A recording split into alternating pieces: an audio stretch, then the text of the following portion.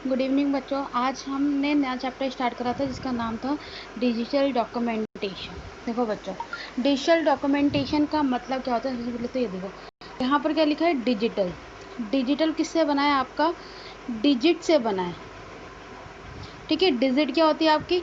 0, 1, 2, 3, 4, 5, 6 and so on.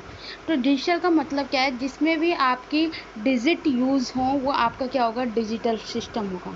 Means इसमें क्या होता है कि आपने ना घड़ी देखी होगी अपनी, आपके जो घर में जो घड़ी होगी वो अगर उसमें अगर डायरेक्ट अगर आपके नंबर शो हो रहे हैं, देखो किसी घड़ी में, अगर किसी घड़ी में जैसे आपके फ़ोन की घड़ी है उसमें एग्जैक्ट बताता है 10:05, तो ये क्या हो गया बेटा? आपका डिजिटल हो गया।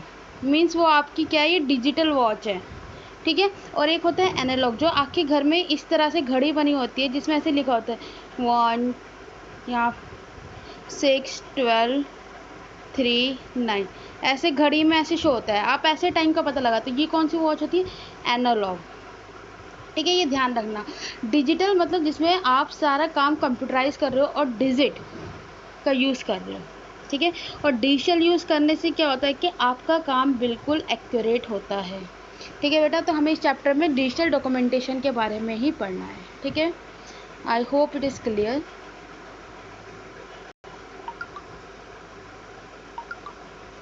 देखो, डॉक्यूमेंटेशन क्या होता है? डॉक्यूमेंट आपको पता है, आप पेपर होता है। डॉक्यूमेंट एक पेपर है जिसमें आप क्या करते हैं, कुछ भी आप डॉक्यूमेंट लिख रहे हो। मीन जैसे आपने क्या लिखा, आपको एप्लीकेशन लिखनी होगी, आपने एप्लीकेशन लिख दी, तो वो भी क्या हो गया? आपका डॉक्यूमेंट हो गया। आपको मैंने कोई असाइनमेंट दिया है, आपने उसकी रिपोर्ट तैयार करके मुझे भेज दी।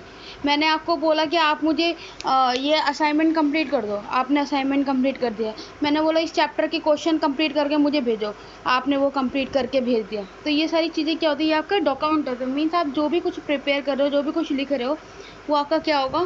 डॉक्यूमेंट होगा। अब देखो, अब आप पहले क्या करते थे ना, हम टाइपिंग करते। अभी हमने कीबोर्ड से पढ़ा था, कीबोर्ड से हम टाइपिंग करते थे।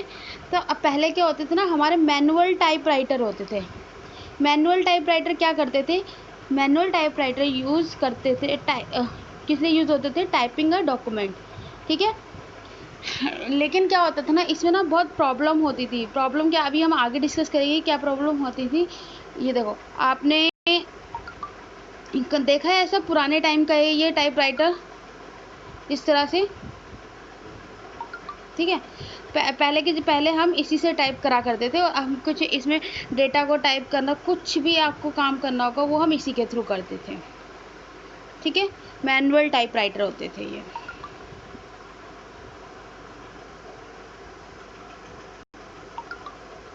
देखो, अभी हमने बोला था इसकी लिमिटेशन क्या होती है। अभी लिमिटेशन देखो, सबसे पहले देखो क्या होता था ना। देखो, आपने अभी देखा अगर देखो इसमें दिक्कत था नहीं। अगर आप इसमें टाइपिंग करते थे ना, तो अगर टाइपिंग में एरर आ जाती थी तो आपको पूरी की पूरी शीट दोबारा से लिखनी पड़ती थी। ठीक है, अगर एक भी गलती आ गई तो पूरी की पूरी शीट आपको दोबारा लिखनी पड़ती है। अब एक चीज़ देखो, अगर आपने दो फ्रेंडों को कोई मैसेज सेंड करना है, ठीक है, तो आप व्हाट्सएप के थ्रू क्या करते हो? आप व्हाट्सएप में जाके फॉरवर्ड कर देते हो सेम उसी को। सेम पहले अपनी पहली फ्रेंड को करा, फिर दूसरी फ्रेंड को करा। लेकिन इसमें क्या होता था ना कि अगर जब आपको टाइप करना होता था ना, और आपको डिफरेंट एड्रेस रिक्वायर होते थे खाली, तो इसमें हम खाली सिर्फ एड्रेस चेंज नहीं करते थे, हमें पूरा का पूरा फिर से टाइप करना होता था। ठीक है। और टाइपराइटर में ना पहले सिंबल भी नहीं थे।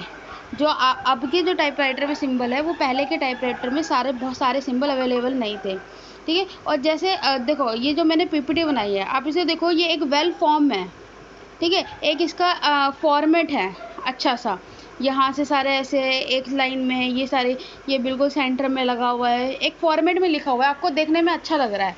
पर इसमें क्या होता था कि हमें देखो इससे पता नहीं लगता था कि हम कैसे जा रहे हैं, कैसा फॉर्मेट आएगा इसके थ्रू। तो क्या होता था कि इसमें हमें बहुत प्रॉब्लम आती थी।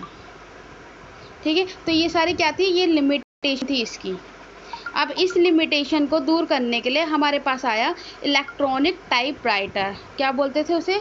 Electronic typewriter. ये कब आया था? 1974 में। कब आया था? 1974 में। और कौन सी कंपनी? जेरोक्स। बेटा ध्यान रखना, जेरोक्स कंपनी इसे लाई थी, ठीक है।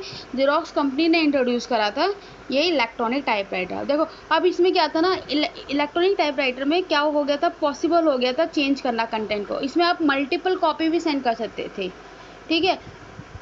इसमें बस थोड़ी सी ही लिमिटेशन थी जो कि हम नेगलेक्ट कर सकते थे, ठीक है। इसमें हम क्या कर सकते थे ना, इसका जो कंटेंट डिस्प्ले होता था ना, खाली 1 और 2 लाइन का डिस्प्ले होता था पर, ठीक है। अब देखो, अब हमें वर्ड प्रोसेसिंग क्या होती है, अब ये देखो वर्ड प्रोसेसिंग का जो टर्म है, पहले तो ये किसने दी थी? IBM कंपनी ने दी थी, ठीक है, IBM। अभी इससे पहले हमने कौन सी कंपनी के बारे में सुना था? Xerox company. जेरोक्स कंपनी ने क्या इंट्रोड्यूस करा था? इलेक्ट्रॉनिक टाइपराइटर, ठीक है बेटा, ये ध्यान रखना। और ये वर्ड प्रोसेसिंग कब आया था? 1960 में, ठीक है।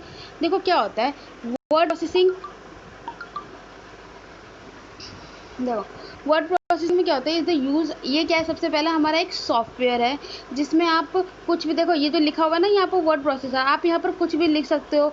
आपने मान लो मैंने आपको 5 क्वेश्चन दिए कि आप मुझे ये क्वेश्चन करके भेजो, तो आप इसमें टाइप करके आंसर मुझे भेज सकते हो। अब मान लो कि उस क्वेश्चन में ना कुछ चेंजेस करना है आपको एक आंसर में, तो अब आप पूरी की पूरी कॉपी तो बनाओगे नहीं। मान लो सेकेंड क्वेश्चन में कुछ चेंजेस, तो आप उसी में एडिट करके मुझे वापस भेज दोगे।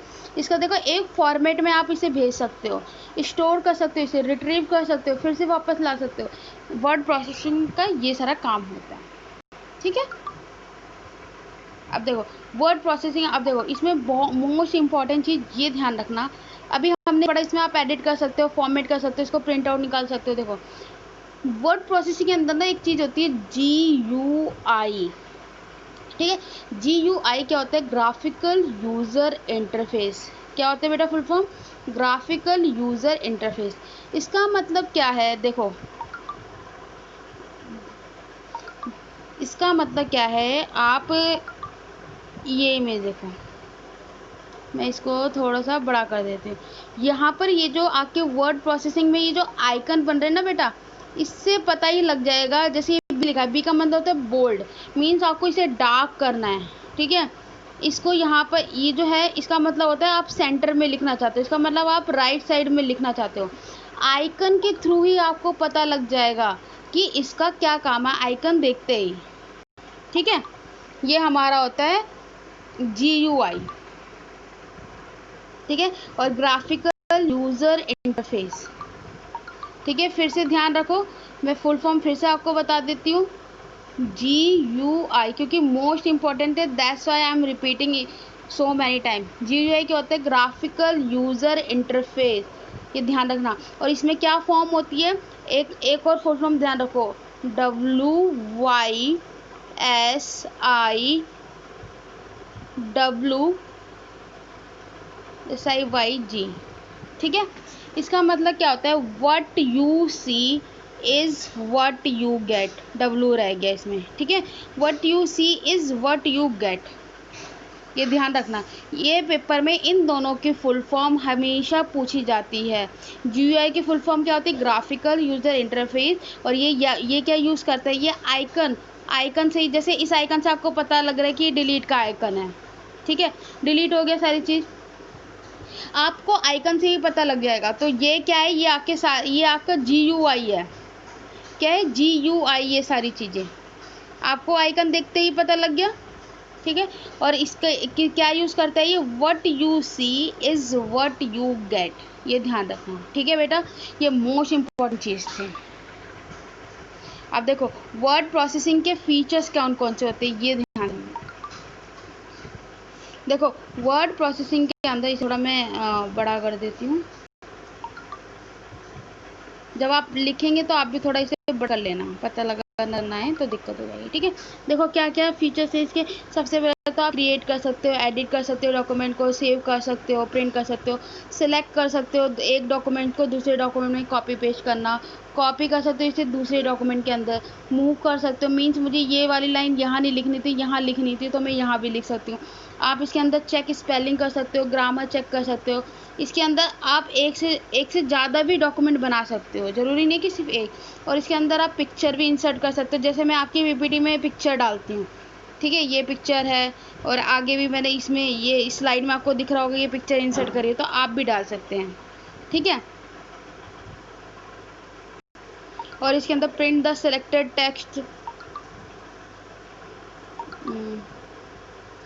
और इसमें एक फीचर ये भी होता है कि जो आपको प्रिंट करना हो ना, मीन्स मान लो मेरे को सिर्फ यही वाला प्रिंट करवाना है, तो मैं खाली इसी को सेलेक्ट करके और मैं ये आपको प्रिंट की कमांड दूंगी तो ये प्रिंट हो जाएगा, ठीक है। ये सबको समझ में आ गया बेटा?